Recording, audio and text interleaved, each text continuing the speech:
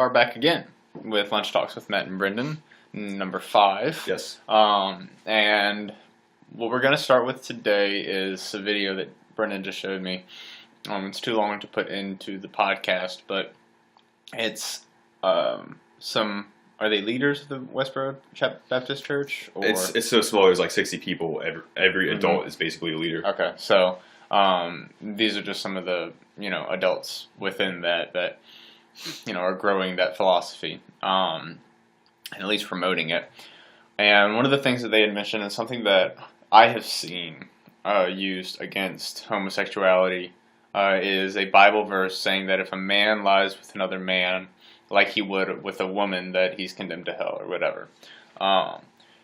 And it's from one of the first 5 books, either Deuteronomy or Leviticus. And something that I saw recently is that the same book of the Bible has been used in history to both condemn women and their rights as human beings to vote and to own property and to work and even work for the same wages, as well as to support slavery and support that these Negroes are not worth the human life to be at our standard of the whites, and that they should be condemned just to slavery.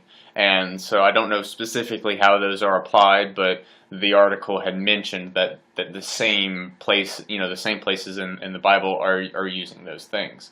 And what that leads me to is how implicitly people would write, and even what we consider ancient times of like Shakespeare. Reading, Hamlet is, so many little implicit, things pointing at each other. Yeah. And it's very, very difficult for us to read because we have become more explicit. We've become more direct. We've said, look, we're just going to try and say it, as plainly as we can, in our modern age.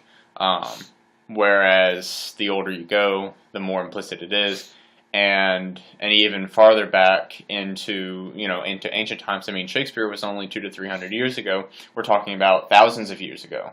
And look at the 10 Commandments and that part of the Bible. And what I believe is something that is a very strong argument for things like the Bible and things like tradition.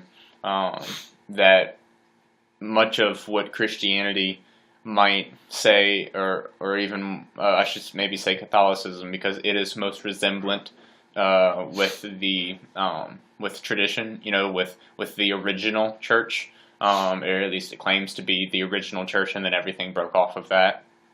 That all of these tiny little rules, may in fact be more implicit.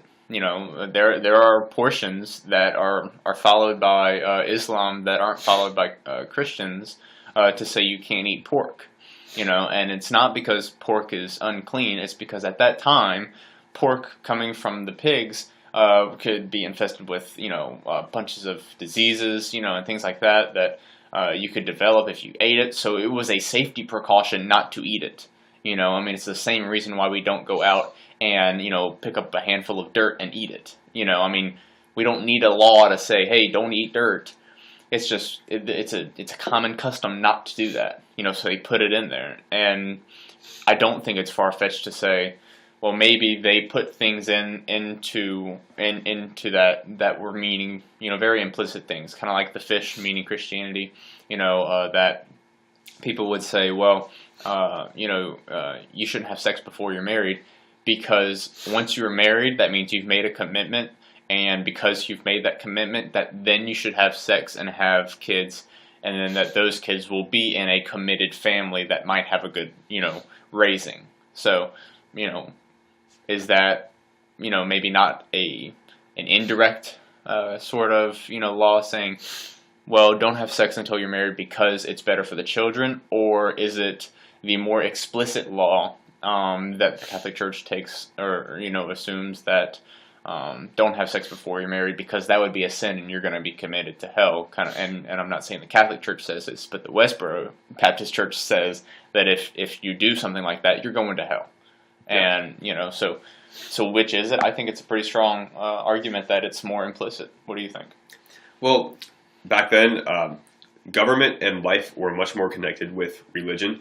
So if you see some of the first civilizations, for example, one of the leaders was a shaman, and they would have a lot of okay, so like religious rules could definitely represent governmental rules of the time. For example, when the agricultural revolution came about, beforehand, before agricultural revolution, when it was hunter-gatherer societies, there was no real marriage, and there was also something known as partible paternity, where there was not necessarily one. The genetic father of the kid was not necessarily the only father, in that like all the males of the tribe would raise it. As agriculture came about, the men had a lot more ability to do the work than women could. So that kind of tore them away from being able to provide for themselves. Whereas in the past they could, forage for things and then bring it back to the tribe. So what happens is, in the agricultural setting, you have to know who your kids are so they can work for you, because it takes so much work to get the grain and get whatever you're doing. So what happens is you have to know who's basically getting with your partner, and if you don't know whose kids are whose, and so you can't make money. So what we see as a marriage thing, I believe, and what we have been told as marriage is the invention of God. It's actually came about from an economic situation, and so you see these rules like don't have sex before marriage. That's actually a thing to make sure that the woman is going to have the kids of the person, and not just have a random person's kid. Mm-hmm. So I believe it came out of something entirely economic and not moralistic at all. And then all of a sudden we put these taboos around something like not having sex before marriage, and like you're evil if you do that, and probably billions of people have suffered under this ideology where girls who have sex are they're given a label, and they're stuck with that label, and then they can't enjoy their own freedom. And I think that's a very sad part of an economic situation where people took that and then applied it to the present moment. And they took something in 1984. They said if you control the past, you control the present. Mm-hmm. And I'm sure most people who have heard that have not heard that about that situation of how marriage evolved. We also do something called Flintstoneization, where we impose what we think of as a present back to the past and believe that was our current situation. So we believe we were, if the dinosaurs get married, who, did their genes get passed down this way? No, the dinosaurs never married. And so that's what Flintstoneization was. And a neo-Hobbesian view of the world would be, there was this guy, Hobbes, I think the 1700s in London, who saw the world in a terrible situation, overcrowded London cities with disease, pollution, and terrible living environments. And then Hobbes made that Flintstoneization projection back to the past and said that, I forgot the quote exactly, that prehistoric times would have been brutish, lonely, and terrible. I'm getting something with this, I promise. So how do I say this? So he said that these things are terrible, and Darwin was actually influenced by Hobbes. And then people took one of Darwin's ideas, natural selection, from him, and they brought it out as what was it? It's social. What was it? Natural selection, and remember when we were learning about imperialism? What was that word for it? Social Darwinism. Mm-hmm. And they used Darwin's views to feed their own wants of being able to be imperialistic, because they were able to give themselves that basis to do that from. But the thing is, I believe, I'm not exactly sure. I think love is in the word love is present in The Descent of Man by Darwin 95 times, and I think competition is there like 2. Mm-hmm. So we have a very different idea of what actually this whole thing is, and I don't know. We take these ideas. Another example of just misnomer of what really happened back in the day. So people have this idea, oh, people died at 30 back then. That's not actually true. It's a statistical flaw. What happens is you say the average age is 30. They had a very, very high infant mortality rate, very high. So if you put that into the mean formula and you have 0,0,0,0,0 plus 60, 90, whatever, it comes out to be 30. They did another test where your molars on your teeth, there's like these lines that they grow lines, and you can test by checking the teeth what age it was, but that stops at 35. So in books and textbooks, you might have seen this before. 35 plus. They say plus, and we think it stops at 35, maybe goes to 40. It doesn't.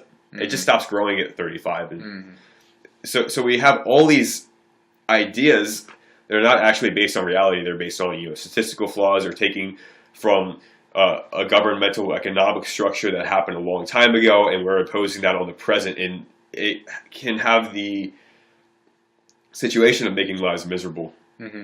Well, and 2 things like from that with what you're saying. If you think about that idea that people only lived, to 30, if you think about that realistically, obviously people live and are dying of natural causes into the 90s and 100s now. Mostly between 70 and 80. And we have a much worse diet than we did then. If you think about it, I'm saying like empirically, people ate much better than I would think than they did now. Now, for diseases and things like that did seep in a lot more, but I mean, our health is worse. Well, actually, we have more diseases now than we did back then. It was the 10,000 year period, the 5% of our history. You see crowded cities, and that lends itself to disease. And as soon as the agricultural thing happened, you had diet going down big time, like diet diversification and variety goes down big time. People got shorter, died younger, and so we start seeing this increase in age happening recently because we're coming out of just eating like wheat, and we think that that's happened our entire past. No, it only happened for 10,000 years. We were actually around the same age as we were before then. I see what you're saying, and that's very interesting that more diseases actually come about now. And I guess maybe it would be more diseases that we prevent now came up then, but it's the diseases that we can't prevent now because of the preventatives that we're using. That are coming about now. And the other thing too, and I guess what validates the former argument that there were things that were more implicit and more meaningful, that people have lost the meaning for, and I think what comes about from that is technological revolution. But the thing is what my grandmother would say, I walk in and I take off my flip-flops that I'm walking from outside. She looks down, she says, "You're wearing bare feet? You're going to get a cold or something." And then as soon as someone just sneezes, like my dad will sneeze, and she says, "Oh, I've brought over my cold. You're going to get sick. I need to leave," or something like that. And obviously we all know that having bare feet, having cold feet for a limited amount of time at least, does not mean that you're going to catch a cold. Now, yeah, if you stayed out in the Arctic without shoes on, you might catch hypothermia before you die from a sickness, or a cold. Sneezing oftentimes has to do with, just the vibrations of the hairs in your nostrils that are actually trying to keep bad stuff out. Yeah. And if it gets tickled, essentially, then it sneezes. About being cold or getting a virus, yeah, you could sneeze if you have that. It would be more of a symptom of that, whereas a sneeze now is actually more of a response to something. And that getting a cold comes mostly from obtaining a virus that actually comes more often than not from hot, humid temperatures, that are, or hot, humid environments that are, perfect for that kind of situation. So you're more likely to get a cold, quote unquote, during the summer. When the pollen is out, it's carrying around bacteria and different kinds of viruses and stuff like that, and it's hot. Whereas in the cold, where those things are more likely to die, you're not going to get a cold necessarily, just because it's cold outside. And so at that time, when my grandmother was growing up, she was told that if you go outside, in the cold, that you're going to get sick.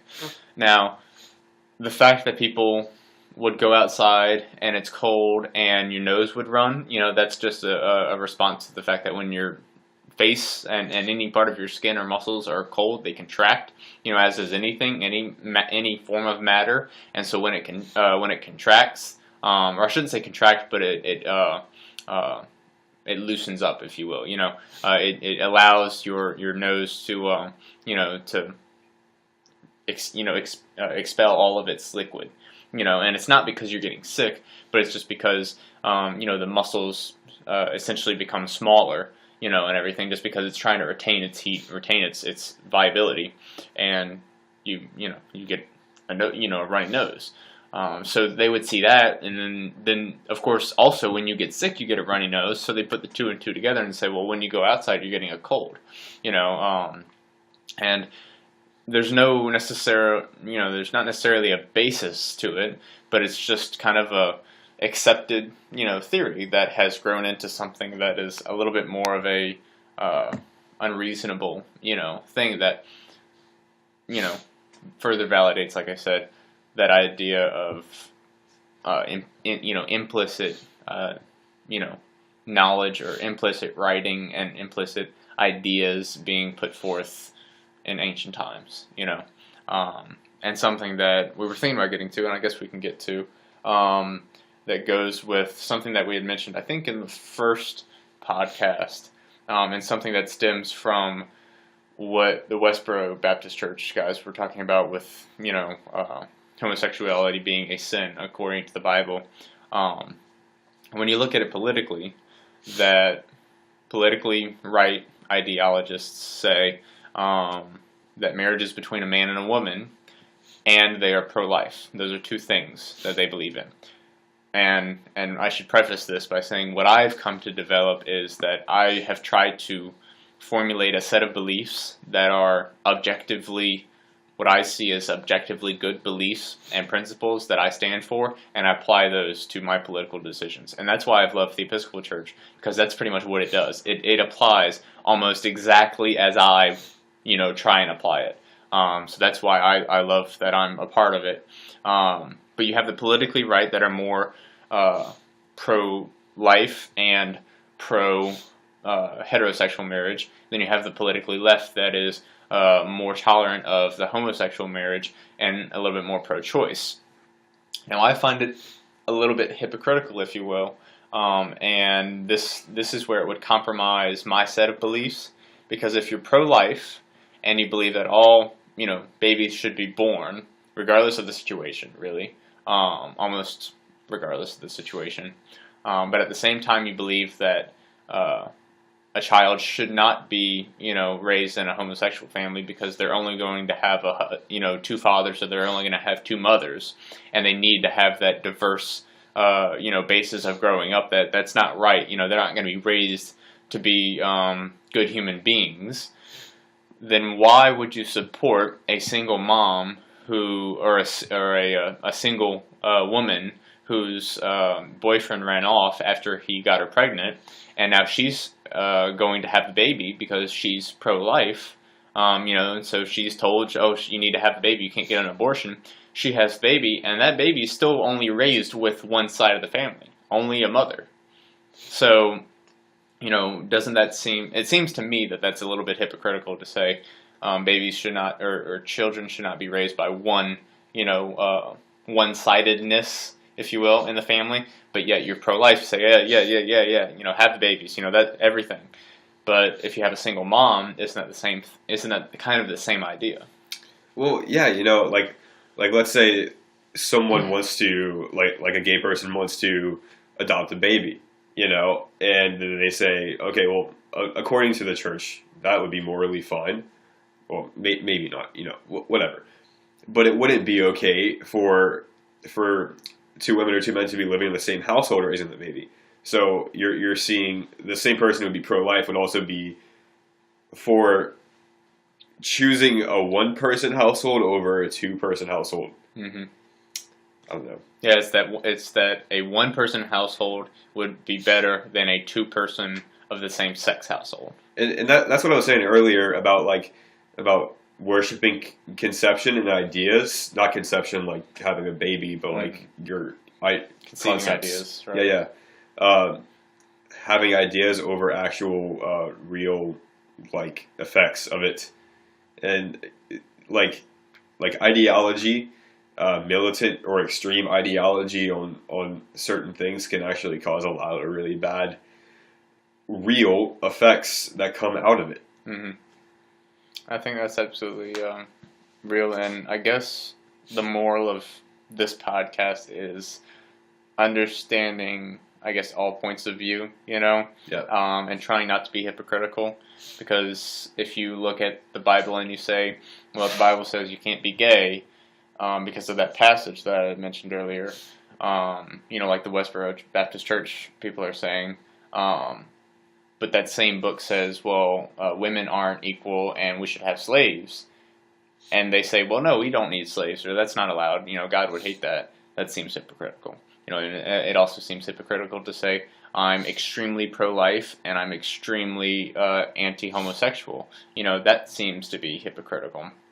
And I guess it's just that hypocrisy is so easy to fall into because you like to just, oh, well, I believe this, or I believe that, and I believe that. But when these two things are your beliefs, but they oppose each other, then that's when you get into conflicts. And I hate hypocrisy, and so that's why I've tried to develop that set of beliefs, that I deductively use to reason out my political beliefs. I say, and really that set of beliefs is pretty simple. It's and this is something that I was working on, but I believe that, each person should become the best person that they can be. I think, I have a certain dislike of the idea of, oh, just be yourself. You can't be another person. There's a certain validity to that because it's not. Life is not about trying to be someone else, but life is about being the best person you can be. So yes, Which would be being yourself. Being yourself as good as you can. right, and so it's almost kind of like the blend of it. That you are trying to be someone else. You're trying to be the best person you can be, which is yourself. Yeah. I don't believe that staying stagnant and staying, unconscious, essentially, orthodoxy is unconsciousness. Staying unconscious is being yourself. I think being yourself is becoming the best person you can be. And I believe there are only three facets to that. There are the ideas that you want to be doing the right thing always. Always strive to do the right thing. Don't fall into peer pressure and things like that to get you to do the wrong things. I believe in loving all other people, regardless of race, ethnicity, religion, financial situation, country of origin, language, etc. Love all people, because all people are really the same, human being. And then the third part, taking care of yourself. Learning, being as intelligent as you can be. Learning about the things you want to learn about. Taking care of your body. And instead of over drinking or over smoking or things like that, all of those things can be used well in moderation, but don't compromise taking care of yourself. And so I take those things and I apply it to beliefs. And when people say, how do you stand on homosexuality? I look at the fact that I believe to be the best person I can be, I should love others, and so I support homosexuality because I believe they are all children of God. When people say, how do you feel about say something like the Confederate flag being taken down. I look at my set of beliefs and I say, well, I believe that I need to be the best person I can be, and so that includes doing the right thing, and so that could mean that we need to relinquish our connections with slavery, but then it poses the question of, well, is it actually a connection to slavery? And then that's a totally different argument. I understand and I support the ideas of those who say it's a tradition, and I support the ideas of those who say, I understand it's a tradition, but it's something that is holding us back. So I guess that's how I've tried to handle hypocrisy. Is that something that you've really looked into? Well, there's a quote, I forgot who it is, but it says, "Have I contradicted myself? That's okay. I'm large. I contain multitudes." And I believe, like, on some situations you can say one thing one day and say another thing another day, but it not necessarily be bad. Mm-hmm. For example, like I could say today, oh, it's great to be healthy and it's great to be strict about what you put in your body. And tomorrow I can say, oh, it's okay to have some cakes once in a while. And I don't think that's necessarily a bad thing. Hypocritical, yeah. To have those two different ideas put together, because I feel like as you move through life, you like feel different ways and you acquire different mindsets. I heard one quote, and it was, "Sometimes the act of merely living requires great courage." And I think, well, being alive doesn't require great courage, but living really does. Because I believe to live, and what I see as being yourself is being your true, powerful, utmost self, and like expressing yourself in all dimensions. And to me, what I said earlier, and this podcast, like I know that definitely goes against the grain, like what I said about the marriage not actually being a creation of God, but actually an economic situation from the agricultural revolution. That goes against current taboos, but it's something that I believe is true, and I feel like I have to have that courage to be able to live out my best self. Sometimes it takes courage to be able to just simply be a true living being, and people will try to tear that down, and you have to be courageous enough to say, no, I'm not willing to basically die in spirit. That sounds really religious. I'm not bringing spirituality or religion into this. I'm not willing to let my spirit die for being. I need to be courageous in this situation, whatever it is, and it could not look like courage. It could look like simply giving a family member a hug because you're not vulnerable, like you have trouble with vulnerability. Like sometimes to truly be able to express your actual intentions to that person takes a great amount of courage. So I don't know. Yeah, I guess be the best person that you can be. Yeah. Amen to that.